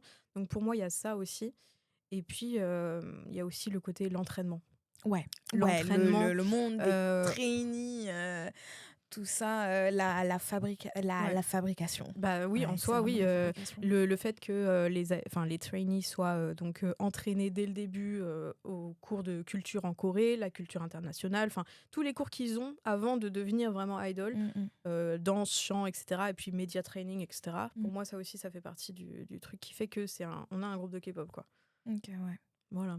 C'était juste les toutes. Non, mais c'est un très bon ajustement à rajouter. Mais c'est vrai que quand on parle de K-pop, il y a le mot important, la lettre importante, c'est le K, qui est pour Korean pop. Et en fait, il y avait un peu ce truc on l'a un peu mentionné dans l'épisode avec Blackpink, c'est que est-ce que la K-pop ne s'américanise ou au moins s'internationalise pas trop? C'est ça. Parce que est-ce qu'on perd? Mais si on prend par exemple le critère où tu disais produit en Corée, Ouais. ça voudrait dire que on le perdrait potentiellement jamais. Enfin, Ouais, oui. tu vois ce qu'on veut dire. En fait, je pense que c'est peut-être ça qui va faire que la K-pop restera la K-pop, même si les artistes prennent le choix de ne faire que des chansons en anglais. Tu vois, c'est parce que en soi, la nationalité, dire qu'il faut que des Coréens dans les groupes, pour moi, c'est un peu trop limitant. Surtout que tu as des groupes qui fonctionnent très bien et qui sont des groupes de K-pop avec des idoles qui viennent d'autres pays, avec des multiples. Pour moi, ça, c'est. Enfin, voilà quoi. C'est pas forcément un critère obligatoire, même si un membre coréen, c'est peut-être ce qui va rattacher pardon, le truc. Rattacher. Non, mais moi aussi, je bafouille. Attaché. Ouais, j'allais dire rattraper. Rattaché. Ah oui, t'as vous. C'est pour ça que j'ai fait. Je parle en même temps que je. On attrape et on attache. Bref, je sais plus ce que je voulais dire. Mais que au moins il y a un coréen. Pourquoi pas je sais pas si c'est vraiment un critère qu'on rajouterait parce que pour moi voilà quoi. Mais ouais, c'est pour ça que même si au final ils choisissent de ne faire que des chansons en anglais, ça peut perdre son authenticité. Le côté coréen, l'authenticité, c'est vraiment le mot. Ouais. Mais ça pourra rester de la K-pop si on a toujours la suite, la production, l'esthétisme, comme tu disais, les concepts, les eras, les chorés. Et puis, la prod, quoi. Du moment que le truc reste, l'ADN reste produit en Corée, ce sera un produit coréen en soi. Mais en fait, plus tu parles, et je pense que vraiment les 3 points, en fait, les 3 points cruciaux, c'est quand même d'avoir d'être passé par le système de trainee là-bas, parce que c'est vraiment genre le début de la manufacture. Bah, c'est ça, c'est difficile de faire autrement en soi. La sonorité qui est pour le coup vraiment importante, parce que c'est comme ça qu'on distingue les genres de musique. Il faut pas oublier que la K-pop, c'est pas genre juste un système, c'est aussi un style musical, je pense, bien sûr. évidemment. Et le troisième, je ne sais plus. La prod peut-être. Qu'est-ce qu'on entend par prod? Produit en Corée. Oui. Et en troisième, c'est le fait que ce soit produit en Corée. Mais résultat, Katseye ne coche pas toutes les cases. Et N-TRIX, non plus. Et pas toutes, mais elles en cochent quand même pas mal. Elles en cochent plus que Katseye, je pense. En vrai, faudrait. Tu sais quoi, au niveau sonorité, pour N-TRIX, on est d'accord, il n'y a pas de souci. Katseye, ça dépend des sons peut-être. Ça dépend des sons. Je pense qu'il y a quand même une grosse influence américaine. Oui. Mais on va peut-être leur donner un demi-point. Allez, un petit demi-point. Voilà. En termes de production, c'est là où ça devient, parce que Katseye, c'est sûr, non. Et c'est une branche de Hybe. Ouais, mais c'est Hybe américain. Ok. Donc est-ce que parce que c'est pas le Hybe de. Oui, c'est pas le Hybe coréen. Après, je pense que ce qu'il faudrait, mais là, il faudrait vraiment analyser deep le truc, tu vois. Il faudrait regarder chanson par chanson ou par album les producteurs et voir si on a des producteurs qui font partie de l'industrie de la K-pop. Ouais, mais par exemple, N-TRIX, AJ. Qui a fait beaucoup de sons qui a fait beaucoup de sons pour pour l'industrie de la K-pop, qui a fait Psycho de Red Velvet, pour ne citer que ça, Armageddon, qui a participé à Armageddon, et très récemment elle a fait Champion de Blackpink. Elle participe à des prods voilà, donc résultat K-pop quoi. Voilà, il y a la nationalité coréenne, donc tu vois déjà là il y a un peu plus de N-TRIX, c'est peut-être un peu plus la seule chose qu'il n'y a pas chez N-TRIX, c'est le système de trainee que Katseye ont par contre, que ont eu, et qui a fait que il y a eu la question de est-ce que c'était vraiment à cause de de cet élément précis qu'il y a eu la grosse question de mais Katseye c'est un groupe de K-pop ou pas. Donc juste pour remettre un peu les idées en place, parce que tout à l'heure on parle de Katseye, mais en gros Katseye est un groupe qui a été formé suite à un survival show qui a été fait par Hybe américain et Geffen Records. Voilà, donc ils ont fait un truc, donc il y a un documentaire sur Netflix qui s'appelle l'Académie Pop, J'ai vu Je Pop sais- Academy. Enfin, j'ai plus le titre. Il y a l'affiche Il qui va de toute façon il apparaître. s'affiche. Voilà. Le montage. Voilà, la magie du Force. montage. Pour le coup, il y avait 100 candidats. Enfin, les 100 ne sont pas arrivés au premier jour, mais ils ont recruté 100 100 personnes 100 au départ. personnes. Et donc, non, pas au départ. En fait, c'était un petit. Début, c'était genre, ils étaient une trentaine, une quarantaine. Et au fur et à mesure des jours, ça a augmenté jusqu'à ce qu'ils en recrutent 100. Et ensuite, il y a eu tout un système. Donc, le documentaire le montre très bien. Enfin, le montre très bien. Elle montre 1% de ce qu'est la vie de trainee parce que c'est vraiment une dinguerie. Bien sûr. Mais on suit ça nous permet d'avoir un inside sur le système de training, c'est-à-dire la manière dont les idols sont entraînés pour devenir des idols. Et pour le coup, bah, c'est l'un des gros marqueurs qui font de toi, parce qu'on mentionnait, qui font de toi un artiste de K-pop. Et c'était la première fois que ce système avait été exporté dans un autre pays et utilisé. Et résultat, si ça, maintenant, on peut l'exporter, est-ce que... En fait, c'est ça, parce que ça me fait penser qu'il y a eu d'autres survival shows, etc., les Produce 101, et même Stray Kids ne sont pas issus d'un survival show aussi. Mais donc, en soi, c'est un format qui marche. Donc, effectivement, ils ont tenté de le faire à l'international. Le groupe qui en ressort, il fonctionne. Mais du coup, la différence qu'on a avec les autres types d'émissions comme ça, c'est que Katseye, elles n'ont pas vraiment de date de fin. Parce que je pense à 101 et Zero Base One, qui étaient issus, et tu avais IOI pour les filles, qui étaient issus du coup donc de Produce 101, ce genre de survival show. Et au bout d'1 an, ou un peu plus, s'ils arrivaient à étendre leur contrat, ça s'arrêtait et c'était fini pour eux, quoi. Le groupe, en tout cas, qui sortait de l'émission, s'arrêtait. Elle, on voit que c'est un tremplin. C'était une stratégie, entre guillemets, pour commencer à faire connaître les gens et sans qu'il y ait de limites. En fait, je pense que... En fait, ce que tu dis, c'est totalement vrai. Et résultat, on peut reprendre l'exemple aussi de Stray Kids, parce que je pense que c'est un bon parallèle. Ouais. Ça prouve juste qu'ils veulent les faire démarrer comme un vrai groupe de K-pop. C'est ça. Enfin, comme eux, ils feraient directement en Corée. C'est ça, parce que du coup, en fait, même si là, c'est exporté à l'international et que c'est un mélange du savoir-faire coréen et de la médiatisation, du pouvoir des médias des États-Unis, ou tout du moins du pays de mais même du l'Occident, façonnage américain, parce que faut pas oublier que les États-Unis restent c'est la plus grosse industrie. C'est l'industrie musicale avec un grand M. Exactement, je crois que la Corée est 6e ou 7e dans les plus grosses industries musicales mondiales. La France, nous, on est 5 ou 6e, pour info. Mais donc ils ont mélangé ces deux pouvoirs-là, et on voit que c'est un moyen de les faire connaître, avec une méthodologie, et d'autant plus que c'est un girl group. On sait que le public, les K-popis, les fans de K-pop, ils ont tendance à apprécier les girl groups, les boy groups, ce genre de choses. C'est un public qui connaît. Donc peut-être qu'ils ont voulu en même temps rattacher cette cible-là et se dire on vous sort un nouveau groupe, mais aussi permettre aux gens qui ont des a priori par rapport à l'étiquette K-pop de pouvoir écouter un contenu qui s'en rapproche en soi, en termes de sonorité, d'entraînement, etc. Il y a des choses qui se ressemblent, et de pouvoir oublier cet a priori-là pour faire percer un peu plus loin. Donc en soi, c'est un groupe de K-pop sans trop en être en soi. La seule grosse différence, c'est que je ne crois pas qu'elle chante en coréen, ou peut-être un mot ou deux dans les backgrounds, en fond de la track. Non. Pour moi, il y a de l'espagnol, je crois. Ouais, il y a de l'espagnol. De l'anglais. De l'anglais, ouais.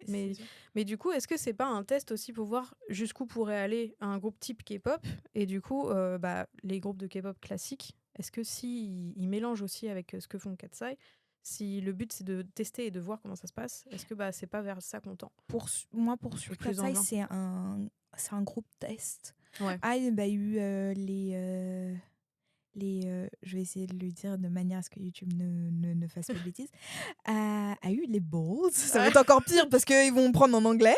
J'attendais le mot. A eu les coucous de partir et de se dire on va faire un test, un truc qui a pas, enfin, c'est pas que ça a pas été fait, mais qui n'a pas été fait à cette échelle, en vraiment revendiquant l'ADN de K-pop, parce qu'il y a déjà eu d'autres groupes où, je pense à JYP et VCHA, qui maintenant s'appelle Girl 7. On en parlera dans l'épisode rebranding. N'oubliez pas de vous abonner pour voir cet épisode quand il sortira et activer la cloche. Petit rappel. Et en fait, justement, il y en a, si je me trompe pas, il n'y a aucune membre qui est coréenne et elles ont été créées en JYP USA. Et encore, eux, il y avait j'allais dire une légitimité, parce que je sais pas comment ont terminé ces groupes, parce que, enfin... Elles sont fait rebranding, mais parce qu'il y a eu des soucis judiciaires avec une des membres, etc. On va éviter de glisser aussitôt, mais je pense aussi à Simon Cowell, donc c'était celui dont on parlait, j'avais mentionné le juge de Britain's Got Talent, et lui, il avait voulu créer un groupe de K-pop avec des personnes qui ne sont pas coréens, pas de production. Même lui, il était pas, il avait pas de pied dedans. Il avait aucune légitimité en fait, et c'est ça qui a fait que, en tout cas, entre autres, parce qu'il y avait d'autres problèmes, qui fait que ça n'a pas fonctionné et que c'était une tentative de K-pop, mais made in America. Genre, c'était vraiment une vraie appropriation culturelle. Et là, c'est non. Ouais, il y a une différence entre s'exporter et faire du soft power, comme c'est là le cas que Hybe a fait avec Katsai, en venant avec ce que lui c'est son savoir, et venir mixer deux cultures, deux manières de fonctionner plutôt que deux cultures. Ouais, bien sûr. Alors que de se lancer directement comme lui l'a fait, c'est pas possible. La K-pop, c'est pas juste un genre musical, c'est ce qu'on disait, c'est un tout. C'est exactement ça. Un tout, et il faut cocher pas mal de cases pour être considéré comme un groupe de K-pop. Et quand on regarde Katsai, même là, on n'est pas forcément... on n'est pas tous d'accord. On n'est pas tous d'accord. Parce qu'elles sont pas revendiquées comme telles. Non, elles sont pas revendiquées comme telles, mais en fait... de ce que je comprends en voyant à gauche à droite, c'est que les fans, surtout coréens, les fans de K-pop coréens, refusent Katsai dans ce sens, parce que elles sont pas de la Corée. Elles sont pas, c'est pas la Corée que... Non, mais pas genre elles sont pas coréennes, parce qu'ils sont quand même une membre coréenne. Vous sentez le regard du racisme, le petit mot racisme qui arrive. T'es raciste? Oui, je suis raciste. T'es raciste? Oui. Hein? T'es raciste?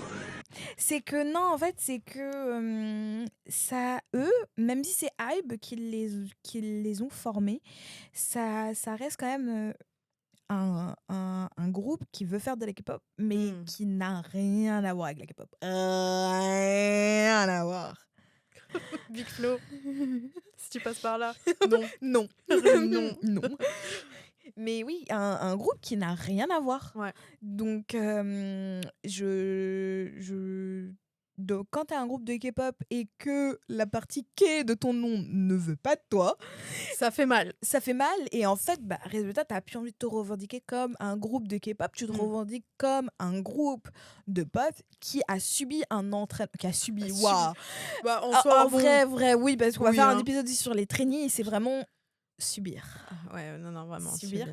C'est le mot. Un entraînement pour se rapprocher de ça. Mais surtout qu'en plus, c'est le but. Le but pour elle, c'est de s'éloigner de l'étiquette. S'éloigner, oui. Donc justement, ça les arrange en soi, quoi. Ouvrir un peu plus. Et en plus, ça leur permet beaucoup plus de liberté. Bah oui.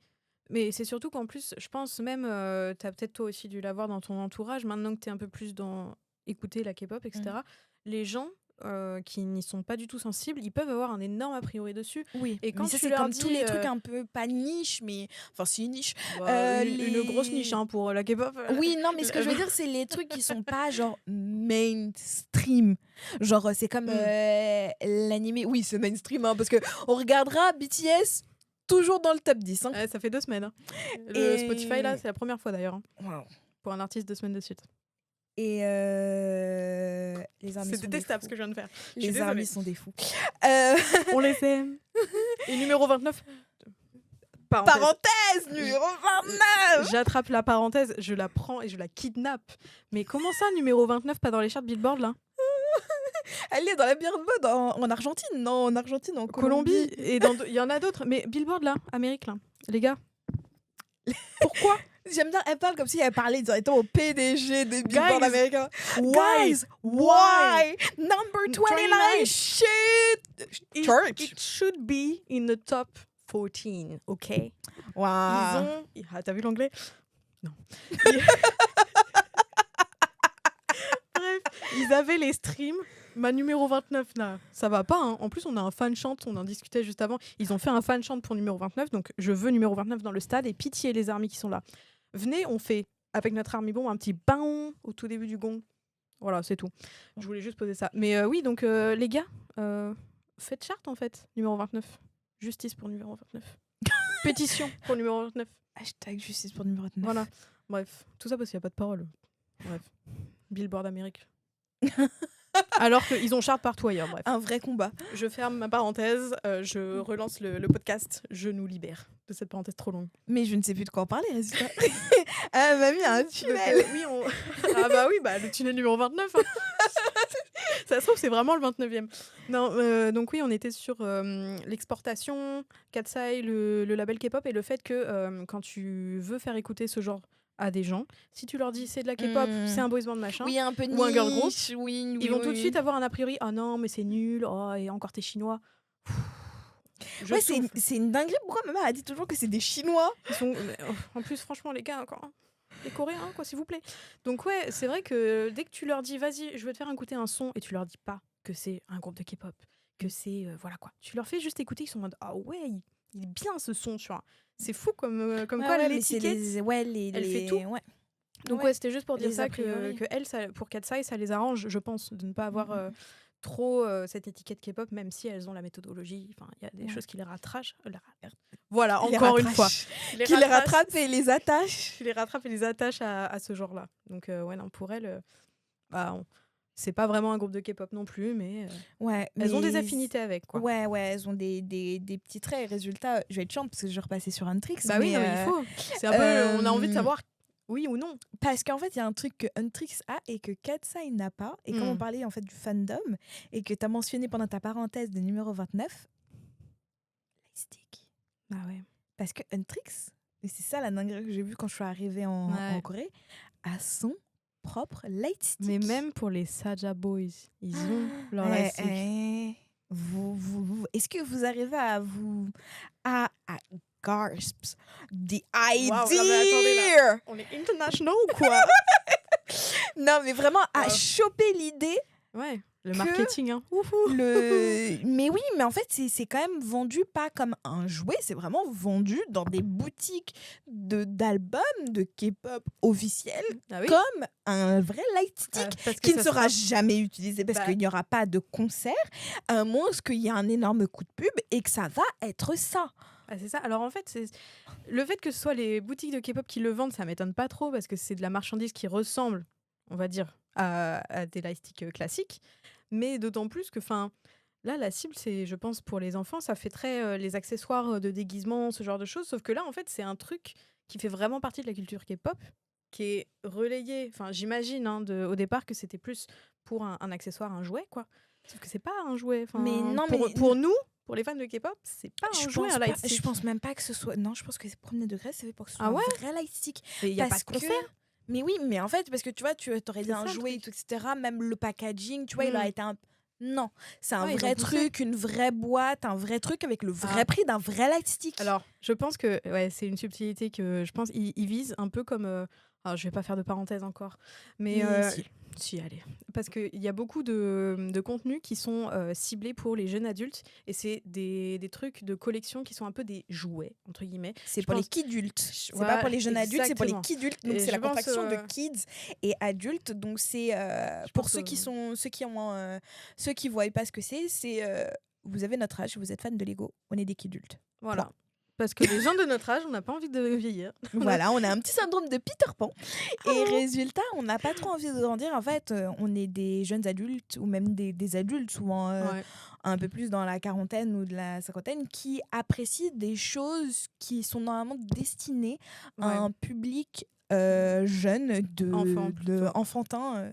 Enfantin, c'est très réducteur. Enfant, non, oui. pardon. Mais pour citer, par exemple, les les Lego. Les Lego, les cartes Pokémon. Au niveau des collections, des collectibles, il y avait les Labou, n'est-ce pas? Les Laboubou. La baby. Pop Mart en fait en général. Ouais, mais, en fait tout ça. Et on voit que ça fonctionne bien parce que les kidultes, ils ont de l'argent. Alors que les enfants n'en ont pas. les enfants, faut demander à leurs parents. Et les parents sont... quand ça, psychologiquement, enfin c'est de la psychologie tout simplement, quand ça vous touche pas directement, vous êtes plus enclin à avoir du recul pour vous dire ça, est-ce que j'en ai besoin, est-ce que ça, j'en ai pas besoin. Exactement. Surtout dans la France de Macron. Dans la France à Macron. Ouais, vraiment. On a vraiment ce truc de recul. Donc, quand c'est pas pour nous, on n'y pense pas. Alors que quand t'es un adulte, que t'as pas de responsabilité, à part ton loyer et ta bouffe, t'as pas d'enfant, t'es là et tout, etc., c'est ton argent pour ton petit plaisir. Et là, si j'ai envie de dépenser 1000 balles pour des boosters Pokémon, je dépense 1000 balles pour des boosters Pokémon. Fais-le, par Mais pitié, vivons.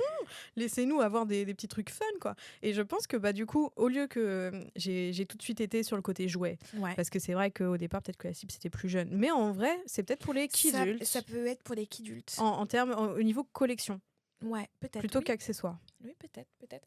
Ou ça se trouve, ça tease vraiment un vrai truc. Je sais pas. Hein. On verra ce que ça donnera plus tard, mais en vrai, c'est pour moi, ça sortira pas du placard, quoi. Enfin, dans un event, sauf si c'est des gens qui décident de faire un event bonus. Peut-être qu'il y aura ce sera genre dans les conventions, les petites conventions avec des fans, ça peut être... un petit concert avec juste les chanteuses et tout, etc. Un petit concert genre événement, genre pour les 1 an du film, ou les 2 ans, ou les trucs comme ça. Ou peut-être que ça pourrait être une porte ouverte pour les gens, pour les multis, de s'approprier ça en mode c'est le lightstick universel, quoi. Parce qu'il y a un mini débat aussi qui se passe souvent dans les concerts de K-pop où quand t'as pas le lightstick du groupe, mais que tu l'apprécies, est-ce que tu peux ramener un lightstick d'un autre groupe ? Ça, c'est un truc qui ne se fait pas. Je trouve ça irrespectueux. Je suis désolée parce que c'est vraiment genre t'es au restaurant et tu viens avec ton saucisson, quoi. Oui, c'est un peu non, ça. mais oui, mais c'est un peu ça. Hein. C'est donc en soi, je comprends qu'il y ait des gens qui le fassent parce que ils ont envie de participer, d'avoir le truc et tout, mais je pense que la petite lumière sur le téléphone, ça fonctionne très bien. Ça fait le taf. C'est très bien. Et franchement, ce sera tellement plus agréable pour tout le monde. C'est plus agréable pour tout le monde. Je comprends que vous voulez participer, mais vraiment la lumière sur le téléphone, ça fait très bien le taf. Ça peut vite devenir irrespectueux. Surtout quand il y a des fans noirs, quand c'est des groupes qui sont un peu concurrents, quand il y a des histoires, etc. Ça devient vite très délicat, et c'est comme le côté le Black Ocean où tout le monde éteint ses lumières et tout en contestation pour ne pas soutenir les groupes. C'est un peu, ça renvoie à un truc un peu négatif. Donc autant mettre sa petite lumière, on est bien. Mais du coup, est-ce que c'est peut-être, je sais pas si c'est s'ils y ont pensé de se dire que ce lightstick Huntrix, ça pourrait être en soi. Mais c'est juste moi qui avance une idée comme ça. C'est pas une mauvaise idée, un lightstick genre multi-fandom, genre un lightstick universel, genre si t'as pas ton truc, mais ça n'existera jamais. Non, parce que même si on prenait celui d'Huntrix, il est rattaché à Huntrix. Non, mais même s'ils en créent un tout seul, ça n'existera jamais, parce qu'économiquement, ça ferait effondrer la vente des lightsticks, parce que si t'es fan vraiment d'un groupe, tu vas prendre le tien. Ne sous-estimons pas les Kiddles. Oui, non, mais... On pourrait tout acheter, nous. Oui, non, mais oui. Mais si t'es fan d'un groupe, tant mieux. Mais si tu sais que t'aimes 2 groupes et tout, etc., tu vas pas t'éclater à acheter de trucs. Ça dépend. En soi, moi j'ai 2 versions de mon Army Bomb, je vais acheter la 4e version. Oui, mais la 4e, c'est parce qu'elle est nécessaire là pour le coup. Oui, mais en soi, je pourrais venir avec mon Army Bomb. Ouais, mais elle fonctionne pas. L'ancienne. Si, il y a la lumière, quoi. Ouais, mais c'est pas pareil. Elle sera pas programmée comme les autres. Ouais, mais c'est un peu triste. Oui, mais bon. Mais c'est un peu le même principe. Pourquoi on rachète les lightsticks. Et puis il y a des gens, je pense, les K-popis qui rachètent plein de lightsticks différents. Il y a potentiellement une cible, mais c'est le côté universel qui fera peut-être pas l'unanimité. Oui, oui, c'est ça. Parce que ça reste, il y a quand même la concurrence qui est là, quoi, dans la K-pop, dans le K-pop je world. pense que c'est les charts. Je pense qu'il y a aussi un truc commercial où tu pourrais te tirer une balle dans le pied. Enfin, ça ferait potentiellement une plus grosse concurrence que ce qu'ils pourraient prévoir. Donc, je pense qu'au cas où, ils ne le feraient pas. Dites-nous en commentaire si vous, est-ce que ça vous intéresserait un truc comme ça ? Genre, c'est nous qui allons faire le merch. Ouais, non, mais on sait jamais. Non, mais ça peut être grave une bonne idée. D'avoir vos avis, ça nous intéresse. On sait jamais ce qui peut se passer. Ce matin, je regardais une vidéo, genre j'avais une meuf dans ma télé TikTok qui faisait des tapis. En fait, ça m'a fait repenser à la vidéo de Joyka qui avait fait un tapis de The Rock qui voulait absolument lui donner, etc. Il lui a donné, non? Non, Il a il pas lui a toujours, réussi? je crois pas. Hein. Et Ah, il me semblait. Jean Lago, elle a fait pour Stray Kids. Et elle a fait, bon maintenant il faut leur donner, mais genre jamais ça passe. Force. Et elle leur a donné, la vidéo est sortie aujourd'hui, et il y a eu leur réaction, etc. Ils étaient trop contents. Ah, et en fait, c'est résultat, mimes. ils avaient chacun leur... Leur petit tapis? Oui, leur petit tapis avec leur C'est animaux mignon. totem. Et ensuite, il y avait un Ah. tapis de groupe où c'était le lightstick. Ok. Incroyable. Donc comme quoi, il faut believe in your dream. Hein. Ah ouais, hein, being des Lulu is the Ouais. soul Lulu. C'est mon mantra. On ferme la parenthèse. Mais ça, je ne sais plus de quoi parler. Attends, surtout, Donc donc ouais, toujours le débat Huntrix, K-pop ou pas? Bah ouais. En fait, K-pop le ou truc, pas? c'est qu'elle coche plus de cases que Katsai sur le papier. C'est ça. Et Seule chose qu'elles n'ont pas, c'est l'entraînement. C'est l'entraînement, en fait. Hein. La production, faut qu'on check. Faudrait vérifier s'il y a des producteurs coréens ou pas. Parce qu'en soi, Sony, je pense que c'est la branche américaine plutôt. Bah AJ.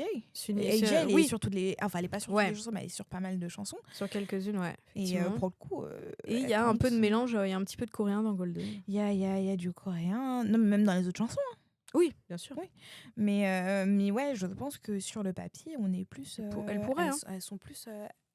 elles sont plus à même que Katsai. Après, ça veut pas pour te dire qu'il faut pas dire que Katsai n'est pas un groupe de K-pop. En fait, je pense que c'est ce qu'on disait, hein, faut pas trop labelliser, mais résultat, en ne labellisant plus, mais en utilisant justement un peu ces marqueurs.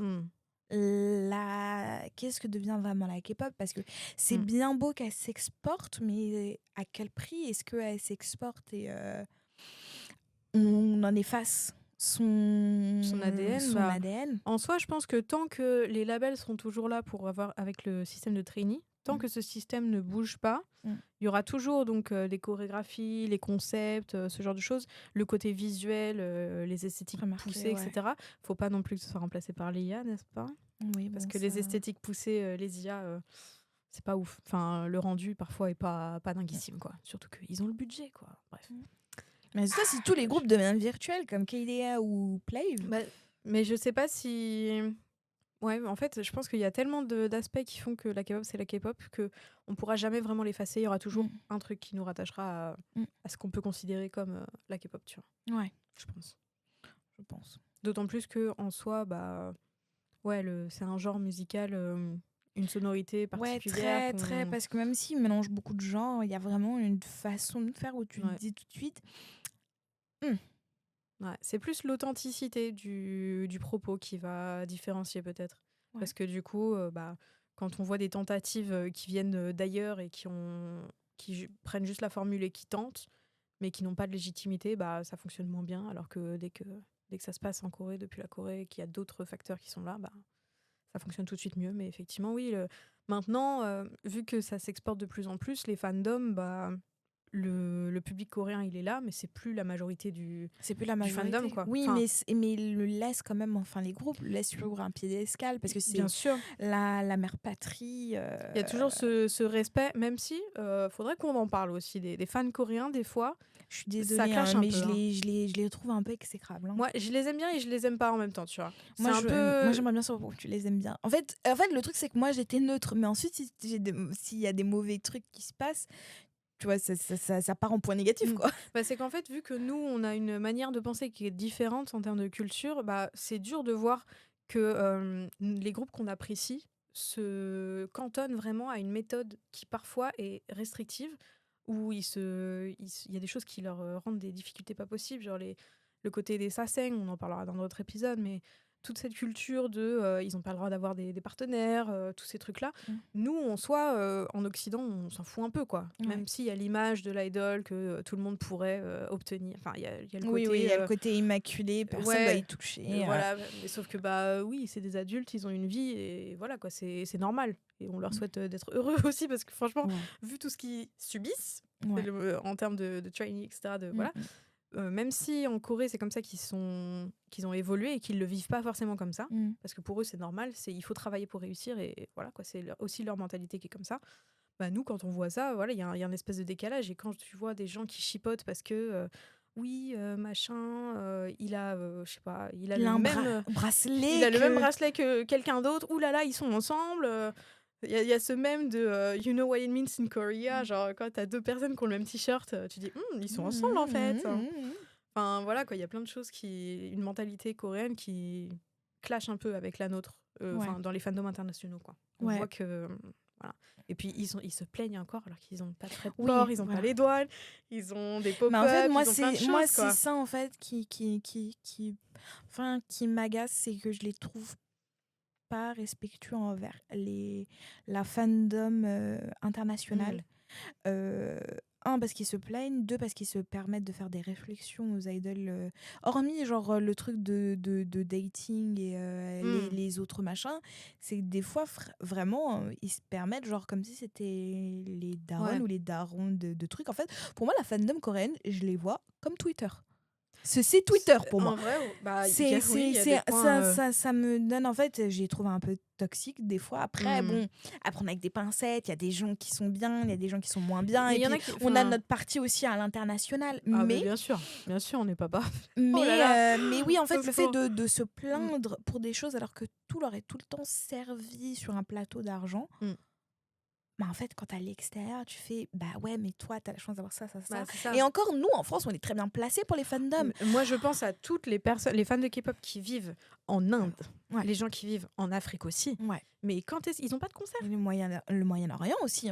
Bien sûr, et comment ils font pour se procurer des albums et tout oui, il y a plein de choses et tout, etc. C'est ultra dur quoi, pour eux. Et oui, et pourtant, ils sont pas en train de se plaindre parce qu'il y a eu une version d'un album qui est sorti que dans un pays où, attends, ils vont faire un concert enregistré, mais c'est pas en Corée, ça va être aux États-Unis. Comment hostile. Et puis, en fait, c'est des commentaires vraiment déplacés et qui n'est pas respectueux pour le groupe, en fait, qui n'est pas respectueux pour le reste des fandoms, alors qu'on est supposé être une fandom, on est supposé quand même être unis un minimum. C'est ça. En fait, on a l'impression que ils chipotent sur des choses, alors qu'au lieu de juste apprécier le contenu et d'être reconnaissant et d'apprécier quoi, comme nous on peut le faire ailleurs, bah, ils en demandent toujours plus. Et c'est comme si s'ils étaient producteurs aussi du truc. S'ils sont là, ah oui, non mais les paroles ça va pas, et puis il y a ça qui va pas. Enfin, on a vraiment l'impression qu'ils chipotent sur plein de trucs, même s'ils sont adorables. Hein. Il y en a qui sont vraiment. Oui, il y a des gens qui sont adorables. Je vais pas vous dire. Quand il y en a qui traduisent et tout, qui aident les gens, même sur place quand il y a des gens qui vont en Corée, il y en a qui les aident et tout. Enfin, ça va dans les deux sens, mais effectivement que oui, en fait on a ce sentiment d'ingratitude qu'on voit parce qu'on se dit qu'on aimerait tellement avoir plus. Mais d'un côté, c'est aussi normal, c'est leur pays. Oui, non, mais moi, c'est logique. Quoi. Je comprends que les fans coréens ont plus de facilité et tout, etc. Parce qu'ils sont coréens, quoi. Oui, mais ne viens pas faire ouin et en plus engueuler les membres, le staff, la prod, le label en entier et les maudire sur 18 générations pour alors que genre vraiment t'as déjà tout. On rêverait énormément. On rêverait d'avoir le quart de tout ça. Là, quand tu vois pour le retour de BTS, même si tu les as pas tous vus, mais il y avait des pop-up, il y avait des trucs et tout. Nous, on n'a pas ça, quoi. Donc c'est clair que quand on voit ça, on se dit mais nous aussi on veut participer et on peut pas parce que c'est loin et c'est normal. Enfin voilà quoi. Oui. Il y a un juste milieu avec tout ça, mais les fandoms coréens. Mais maintenant, surtout qu'en plus ils continuent à avoir un grand poids alors que c'est pas la majorité du fandom. Oui, c'est pas la majorité. C'est ça qui crée aussi un truc. C'est qu'en fait maintenant, vu que les majorités des fandoms pour les groupes qui sont vraiment très exportés à l'international, bah en fait, qui c'est qu'il faut écouter ? Est-ce que c'est la minorité, entre guillemets, coréenne, parce que c'est les racines, c'est là d'où ils viennent, c'est leur cœur de... Voilà, quoi, c'est leur âme, quoi. Ou bien est-ce que c'est le public international sur lequel il faut travailler pour satisfaire un peu tout le monde, mais surtout, on voit qu'il y a vite des limites, quoi. Et surtout dans un contexte où, justement, la K-pop, c'est aussi all around the world. Around the world. Les publics sont pas toujours très égaux, effectivement. Donc, mais ils sont privilégiés parce que c'est la Corée. Et c'est normal, même si nous, on pleure depuis la France et là où on est, parce que on n'a pas toute cette chance. Mais ouais. Donc pour Huntrix, bon. Ouais, parce qu'en fait, on vous a mis là, c'était même C'est plus un un tunnel. Là, Là- c'est le tunnel sous la Manche. Là, on va se faire virer du studio, en fait. Mais oui, enfin, je sais même plus de quoi en parler, mais on va peut-être finir l'épisode parce Ouais, qu'on part bien un peu sûr. dans tous les sens. Mais On voit bien qu'en tout cas, cette question de comment ça évolue, etc., il y a les fandoms, il y a l'industrie musicale qui évolue, les volontés des labels. Est-ce qu'on s'adapte au public international qui est majoritaire ou est-ce qu'on reste sur la Corée parce que c'est le cœur du public? Enfin, c'est des choix qu'ils ont à faire et on verra, encore une fois, au comment fur et ça à évolue. mesure, oui. Même si on voit qu'il y a une tendance un peu plus à mettre de l'anglais dans les paroles. Même si, au détriment de l'artiste. Là, du coup, je repense au documentaire qu'il faut que tu regardes de BTS où ils disent que c'est vrai que la prononciation, c'est chaud, quoi. Enfin, Oui, quand tu parles pas la langue, même s'ils ont des cours, il n'y a pas tout le monde qui a le temps. Et puis, il n'y a pas tout le monde à qui les langues, c'est fait c'est pour. ça. Enfin, Et puis, surtout dans une industrie où il faut que ça bouge vite et que les choses sont produites très, très vite. En 6 mois, tous les 6 mois, il faut sortir un album. apprendre une langue en 6 mois, c'est chaud. C'est ça, pour les anciennes. Maintenant, les nouvelles générations d'idoles, c'est peut-être moins présent parce qu'ils sont entraînés en anglais directement, vu que ça s'exporte. Voilà, mais je pense les groupes un peu plus anciens, un peu plus installés, ceux qui font le plus parler, peut-être, eux, ils ont peut-être pas eu autant d'entraînement en anglais, quoi. À partir de la génération de BTS, il y en a plus tant que ça. Hein. Oui. Qui sont très populaires. Donc, j'étends aussi même jusqu'à les groupes qui sortent jusqu'au Covid. Eux, ils ont commencé à avoir, je pense, l'entraînement média training parce que c'est à peu près 2018 que BTS a vraiment explosé un peu plus. Donc, ils ont dû commencer à intégrer ça, je pense, dans les entraînements. Mais donc, résultat, à partir de la génération 4, ils ont tous commencé à avoir ça commençait à... Et en plus, on commençait à avoir aussi plus de membres internationaux qui sont très souvent canadiens, australiens, etc. Donc, tu as toujours au moins une personne du groupe qui sait parler anglais et qui tourne. En fait, c'est juste que dans ce cas-là, il faut... les niveaux sont pas forcément très égaux en fonction des membres. Donc après, c'est un truc à prendre en compte pour eux. Au niveau prod, il faut aussi faire en sorte que tout le monde puisse, dans les temps, apprendre les paroles, la prononciation et se l'approprier comme il faut. Donc c'est... Bref, il y a plein de choses comme ça qui font que ça s'internationalise. On verra ce que ça donne. Mais pour Huntrix, moi, j'aurais tendance quand même à dire que c'est pas un groupe de K-pop. Parce que c'est fictif. Vraiment fictif. C'est vraiment fictif dans le sens premier. C'est pas virtuel, c'est fictif. Non, fictif. Pour moi, ils ont juste été sortis de leur univers juste pour de l'argent et pas pour une volonté vraiment de faire naître un groupe et tout, etc. Si ça avait été mieux emmené, si ça avait été vraiment la volonté, oui, il n'y a pas de souci. Je les aurais mis dans la catégorie virtuelle, il n'y a pas de souci. Mais là, ça n'a pas été... ça a vraiment été une conséquence. Ça n'a pas été emmené pour tel. Et le fait vraiment de jouer sur cette vague et tout, etc., je suis désolée, je sais pas si c'est que moi, mais je pense que en tant que personne qui écoute de la K-pop, j'ai juste l'impression que t'es pris un peu pour une grosse poire. Disons-le. Le marketing est là. Hein, le marketing est là. Après, je comprends qu'il y a eu ce truc de réappropriation, ce qu'on disait, par des gens qui disent on a passé ce pilier et tout, etc. Parce que ça reste quand même une vitrine de l'univers de la K-pop et de ce que ça représente. Surtout quand c'est niche, on voit des records, donc ça permet aux gens de se dire ah ouais, regarde, c'est le truc que j'aime bien qui fait ça et tout. Enfin, ça fait plaisir à voir, effectivement. Mais il faut que, pour ce cas-là, ça reste un artiste fictif. Faudrait pas réduire la K-pop à juste Huntrix. Aussi. Et il faut pas dire que Huntrix c'est la K-pop. C'est c'est vraiment genre j'écoute Huntrix donc maintenant je suis fan de K-pop. Ça peut être une porte d'entrée. Ça peut être une porte d'entrée, mais ça doit pas être considéré comme pas une finalité, mais tu vois, je peux pas la mettre au même stade que genre Blackpink, BTS, des gros trucs, même si elles ont fait un carton. Même les groupes plus petits, tu vois. Mais là je parle par rapport au record et tout, etc. Elles peuvent pas. C'est indépendant. Les records de Huntrix ne sont pas les records des autres groupes. Des autres groupes de K-pop en général, c'est des records personnels pour des personnages de fiction. Pour une équipe d'un film qui a énormément fonctionné et GG à eux. Qui a fait un très bon film, mais c'est bien pour promouvoir la K-pop. Mais ça reste un film. Voilà, ça reste un film, mais il faut se détacher de la fiction. Voilà, là, c'est notre point de vue bien tranché. Et pour une fois, on a réussi à répondre à la question. On n'est pas resté trop vague. D'habitude, on vous laisse un peu, genre, et tout, etc. Mais là, je pense que c'est un truc quand même... assez clivant. C'est Ouais. soit tu Soit oui, penses, soit oui, soit non. Soit tu penses qu'elles font partie, qu'elles font pas partie, et tout, etc. Ouais. Même si sur le papier, si on me demande de les comparer à Katseye, je pense que je les considérerais peut-être un peu plus comme un groupe de K-pop, mais toujours Ah ouais? dans le cadre de la fiction. Ouais. Parce que Vraiment pour dans le cadre moi, de la fiction. Parce que ouais. pour moi, pour moi, Katseye, vraiment à part le côté trainee, même si Ouais. c'est fait avec Hybe, en fait, je pense que c'est peut-être psychologique. Je ne veux pas que Katseye ait cette étiquette de Ok. trop de K-pop dans le sens comme on l'entend classique. Ouais. Ou Ok. alors K-pop New Gen si on fait un petit nom un peu funky, mais On va rajouter des cases en fait. voilà, mais en fait, parce que je suis désolée, elle coche pas la case la plus importante qui est être produit en coréen et ça chante pas coréen. Non. Même Et, s'il y a un membre qui est coréen. même s'il y a une membre qui est coréenne. Elles Oui. ont un fandom, elles ont pas de lightstick. Elles ont. Ouais, bah oui, c'est pour ça qu'au début je parlais des lightsticks Ah pour oui, dire que c'est pour ça. ils ont pas de truc, et ensuite on s'est mis un tunnel. On va recommencer l'épisode en fait. On vous a pas prévenu, mais on recommence. On terminait là, mais non, on recommence. Mais On va nous couper l'électricité dans le de studio. ouf. S'il fait tout noir d'un coup, c'est vous normal. inquiétez pas.